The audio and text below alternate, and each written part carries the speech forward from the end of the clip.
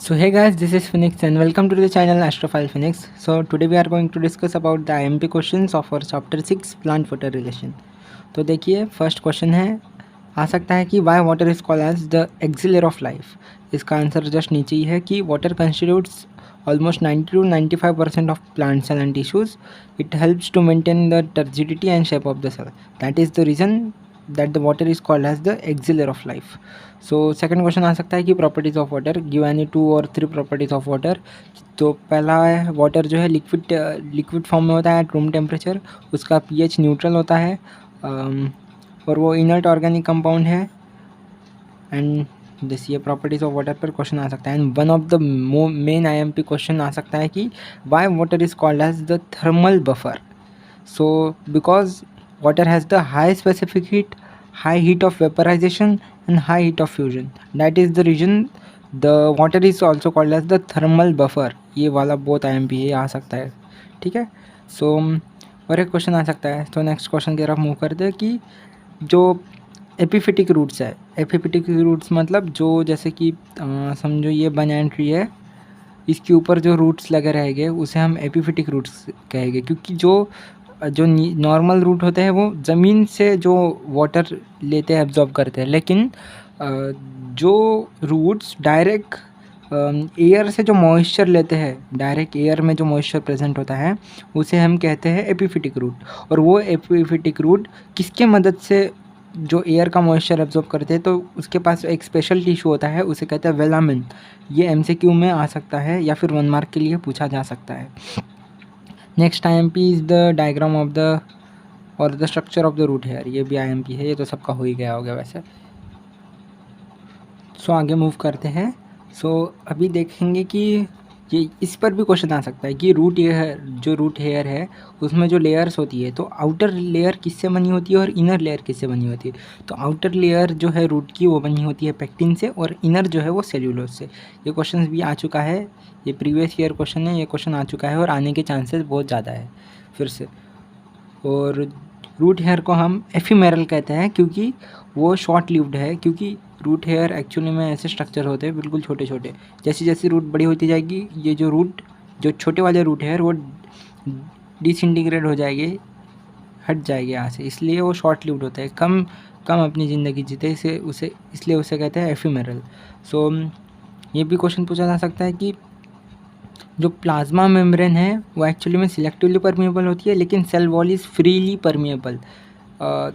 Cell की जो layer होती है ना, पहले होती है सेल वॉल, फिर होती है प्लाज्मा मेम्ब्रेन। प्लाज्मा मेम्ब्रेन यानी सेल मेम्ब्रेन भी कह सकते हो आप। तो जो आउटर लेयर होती है सेल वॉल, वो तो कोई भी पार्टिकल्स को अंदर आने देती है, लेकिन जो सेल मेम्ब्रेन है वो सिर्फ़ और सिर्फ जो सॉल्वेंट मॉलिक्यूल्स होता है उसको एंट्री देती है, या फिर जो उसे जो लगता है कि जो चीज़ें उसके लिए एसेंशियल है, IMP है, जो उसमें आनी चाहिए, वही चीज़ों को एंट्री देता है। इसीलिए that is the reason plasma membrane is selectively permeable and cell wall is freely permeable. So next question आ सकता है कि टाइप्स ऑफ वाटर पर ज़्यादा कुछ करने की ज़रूरत नहीं है, बस नाम कर लेना, बाकी डेफिनेशन अपने मन से बना लिया तो भी चलेगा। सेकंड क्वेश्चन आ सकता है कि इम्बिबेशन की डेफिनेशन पर क्वेश्चन आ सकता है कि डिफाइन इम्बिबेशन, ठीक है। और एक बात याद रखिएगा, जब आप डेफिनेशन करेंगे तो ये आपको हेल्प करेगा कि डिफ्यूजन जो होता है वो सल्यूट का होता है और जो ऑस्मोसिस होता है वो सॉल्वेंट का होता है, ठीक है। ये बात जब आप ध्यान में रखकर अगर आप डेफिनेशन करोगे तो आपको जल्दी समझ में आएगा। यही है, इसमें से कुछ करने की ज़रूरत नहीं है, ठीक है। ना नेक्स्ट देखेंगे कि ऑस्मोसिस का डेफिनेशन इसमें से IMP है, DPT का डेफिनेशन IMP है। DPT का डेफिनेशन है कि difference in the diffusion pressure of the pure solvent and the that of the solvent in the solution, यानी प्योर सॉल्वेंट का डिफ्यूजन प्रेशर माइनस सोल्यूशन का diffusion pressure is called the DPD, diffusion pressure deficit is also known as the suction pressure and it is also called as the thirst of cell.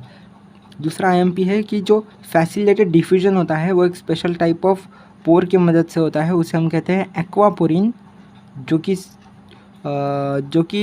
जो lipids वगैरह है उनको entry provide करता है, ठीक है। Because we know that जो cell membrane है वो सिलेक्टिवली परमिएबल होती है, ठीक है। और एक नेक्स्ट क्वेश्चन पूछ सकता है डेफिनेशन पे, टर्गर प्रेशर और वॉल प्रेशर पे। इस पे से बहुत बार क्वेश्चन पूछा जा सकता है और पूछा गया भी है। नेक्स्ट देखेंगे फिर, हाँ इसमें से तो नहीं पूछेगा कुछ। एक्सोस्मोसिस एंडोस्मोसिस में से भी नहीं पूछेगा। हाँ इसमें से पूछा जा सकता है कि टर्गर प्रेशर में डीपीडी की वैल्यू क्या होती है, ये पूछा जा सकता है। और वॉल प्रेशर में डीपीडी की वैल्यू क्या होती है, ठीक है, बस और कुछ नहीं।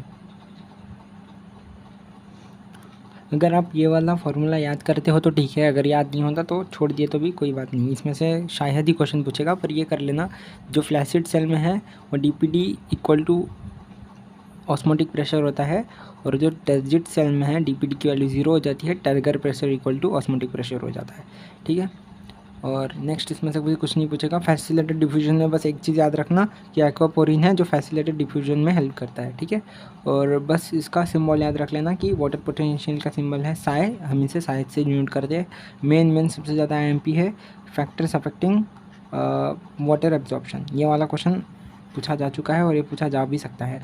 और एक चीज़ जो सब लोग मिस कर जाएंगे कि प्लाज्मोलिसिस की डेफिनेशन, प्लाज्मोलिसिस कब होता है और डी प्लाज्मोलिसिस कब होता है। तो प्लाज्मोलिसिस कब होता है, जब अपन किसी टर्जिड सेल यानी जो फूला हुआ सेल है उसे हम हाइपरटोनिक सोल्यूशन में डालते हैं और एक्सोस्मोसिस हो जाता है।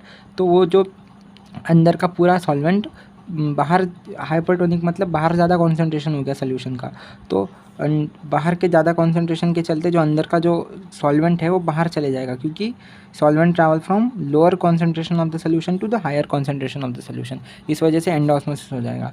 और अगर पूछा जाए कि डीप ऑस्मोलिसिस कब होगा, तो जब हम किसी फ्लैसिड सेल यानी फ्लैसिड सेल चपटे वाले सेल को अगर हम हाइपोटोनिक सोल्यूशन में डालेंगे तो बाहर का जो हाइपोटोनिक सोल्यूशन है उसका जो ऑस्मोटिक प्रेशर है वो कम होता है और अंदर का बढ़ जाएगा। तो बाहर के कम होने की वजह से जो कम यानी lower concentration of the solution से higher concentration of the solution में सॉल्वेंट ट्रैवल करेगा, इसलिए सेल फूल जाएगा, तो वो डीप्लाज्मोलिसिस हो जाएगा और एंडोस्मोसिस हो जाएगा, यानी जो सॉल्वेंट जो प्योर सॉल्वेंट है वो अंदर चले जाएगा, तो सेल टर्जिड हो जाएगा फिर से। This is the concept of plasmolysis and deplasmolysis. बस यहाँ पर भी वही पता करें, डी प्लाज्मोलिसिस में turgor pressure equal to osmotic pressure, DPD की वैल्यू 0 हो जाएगी, क्योंकि जो सेल हो फिर से टर्जिड हो जाएगा, फुल्ली टर्जिड सेल में डीपीडी की वैल्यू 0 हो जाएगी। डीपीडी अगर 0 होगा तो turgor pressure equal to osmotic pressure हो जाएगा। इसमें से कुछ करने की ज़रूरत नहीं, इसकी बस लेवलिंग याद कर लेना, और शायद ही ये पेपर में आएगा, ये पेपर में नहीं आएगा। तो और एपोप्लास्ट पाथवे और सिम्प्लास्ट पाथवे की डेफिनेशन कर लेना। सिम्प्लास्ट पाथवे मतलब जो दो सेल के जो कनेक्शन है उसे हम कहते हैं प्लाज्मोडेस्मेटल कनेक्शन। तो जो वाटर जब प्लाज्मोडेस्मेटल कनेक्शन के थ्रू जाएगा तो हम उसे कहेंगे सिम्प्लास्ट पाथवे, लेकिन जब वो सेल वॉल्स के थ्रू बीच में से जाएगा थ्रू द कॉर्टेक्स, उसे हम कहेंगे एपोप्लास्ट पाथवे। इतनी बड़ी थ्योरी नहीं पूछी जाएगी, अगर पूछी जाएगी तो बस साइंटिस्ट का नाम याद कर लेना, इतनी बड़ी थ्योरी करने की कोई ज़रूरत नहीं। उसके बस ऑब्जेक्शन और लिमिटेशन सबके करना है आपको, रूट प्रेशर थ्योरी के भी करना है और कैपिलैरिटी थ्योरी के भी करना है, ठीक है। और साइंटिस्ट के नाम सबके करना है। और अगर आपको पूरा जो थ्योरी रटना है वो होगा आपका ट्रांसपिरेशनल पुल की थ्योरी, और उसमें कुछ नहीं है, कोहेसिव फोर्स है, एडहेसिव फोर्स है, ट्रांसपिरेशनल पुल है। कि ट्रांसपिरेशनल पुल मतलब जैसे कि पतने में ट्रांसपिरेशन होगा एक्सेस वाटर को बाहर निकालने के लिए, और नीचे से एक प्रेशर तैयार होते जाएगा, तो वो नीचे से जो प्रेशर तैयार होते जाएगा तो वो सॉल्वेंट मॉलिक्यूल ऊपर जाते जाएगा और उसको डिस्ट्रीब्यूट हो जाएगा पूरा वाटर, ठीक है। यह है ट्रांसपिरेशन की थ्योरी। इसकी लिमिटेशन आपको बहुत आईएमपी है, खासकर ये वाला लिमिटेशन कि smear with Vaseline in order to stop the transpiration even then the ascent of sap occurs, यानी अगर हम पत्ते के ऊपर वैसलीन भी लगा देंगे तो भी स्टोमेटल पोर ब्लॉक होने के बाद भी ट्रांसपिरेशन चलता रहेगा। ओके, इसमें से कुछ नहीं पूछेगा ना, इसमें से भी कुछ नहीं पूछेगा।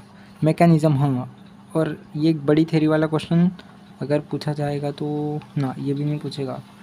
हाँ, ये पूछा जा सकता है कि टाइप्स ऑफ ट्रांसपिरेशन को डिफाइन करो। और गटेशन मतलब क्या होता है। गटेशन मतलब जब वाटर, यूजुअली क्या होता है, जब ट्रांसपिरेशन होता है तो जो वाटर जो होता है ना वो गैसियस फॉर्म में निकलता है, गैस फॉर्म में। लेकिन जब यही वाटर जब लिक्विड के फॉर्म में निकले तो उसे हम कहेंगे गटेशन। लेकिन जब वेपर के फॉर्म में निकलेगा तो ट्रांसपिरेशन।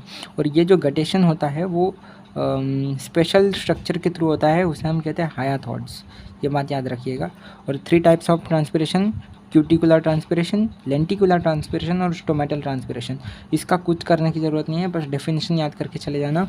और स्टोमेटल ट्रांसपिरेशन में बहुत ज़्यादा एमपी है कि आप इसके एग्जांपल कर लो। एपिस्टोमेटिक ऑन अप, यानी एपिस्टोमेटिक मतलब यानी जो स्टोमेटल पोर्स है वो कौन से साइड में ज़्यादा है, तो कौन से साइड में ज़्यादा है, तो एपिस्टोमेटिक ऑन अपर एपिडर्मिस में ज़्यादा है और उसका एग्जांपल है लोटस। हाइपोस्टोमेटिक मतलब जो नीचे वाले साइड में जो पत्ता है उसमें स्टोमेटल पोर ज़्यादा है और उसका एग्जांपल है नीरियम। एंड एम्फिस्टोमेटिक का एग्जांपल है ग्रास। ये यूजुअली आता है एग्ज़ाम में और आ सकता है, खासकर ये नीरियम वाला आ सकता है, ठीक है। और इसकी डायग्राम IMP है, ये पूछी जा सकती है एग्ज़ाम में। और बाकी इसमें से कुछ नहीं, इसमें से पूछा जा सकता है तो एक चीज़ जो ऐसा प्लांट बताओ जिसमें किडनी शेप और डम्बल शेप, जो स्टोमेटा है वो किडनी शेप और सॉरी जो गार्ड सेल है वो किडनी शेप और डम्बल शेप दोनों होते हैं। तो ऐसा वो प्लांट है साइप्रस या सिप्रस। इसमें बहुत ज़्यादा IMP है ये वाला।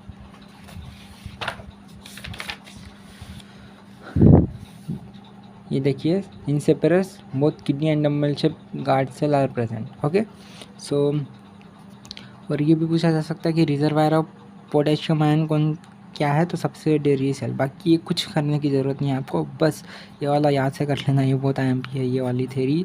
Opening and closing of stomata, ये पूरी थ्योरी IMP है। अगर आप कहते हो अगर कि मैं ये वाला आपको समझो कि opening and closing of stomata, तो ये स्पेशल वीडियो बनाना पड़ेगा इसके लिए मुझको कि, और ये बहुत ज़्यादा IMP और ये एग्ज़ाम पे आ सकता है। तो प्लीज़ कमेंट बिलो अगर आप चाहते हो कि मैं इसके ऊपर वीडियो बनाऊँ। Then significance of transpiration, it removes excess of water, it helps in the passive absorption of water, it helps in the ascent of sap। और ये कर लीजिएगा आप, ये भी IMP है। और ये तो नहीं पूछेगा बोलना, ये है सबसे आखिरी में है लेकिन last but not the least. Why transpiration is called as a necessary evil? When the stomata are open, the gaseous section needed for the respiration and photosynthesis will take place। respiration होगा और photosynthesis होगा, तो photosynthesis के मदद से plant अपनी productivity बढ़ाएगा और रेस्पिरेशन और फोटोसिंथेसिस की मदद से प्लांट अपनी प्रोडक्टिविटी बढ़ाएगा। लेकिन जब यही ट्रांसपिरेशन रुक जाएगा तो डायरेक्टली अफेक्ट करेगा उसके प्रोडक्टिविटी के ऊपर और फोटोसिंथेसिस कम हो जाएगा, रेस्पिरेटरी एक्टिविटी कम हो जाएगी। उसके वजह से, इस चीज़ की वजह से ही ट्रांसपिरेशन को हमने कहा है necessary evil. So this is for today guys.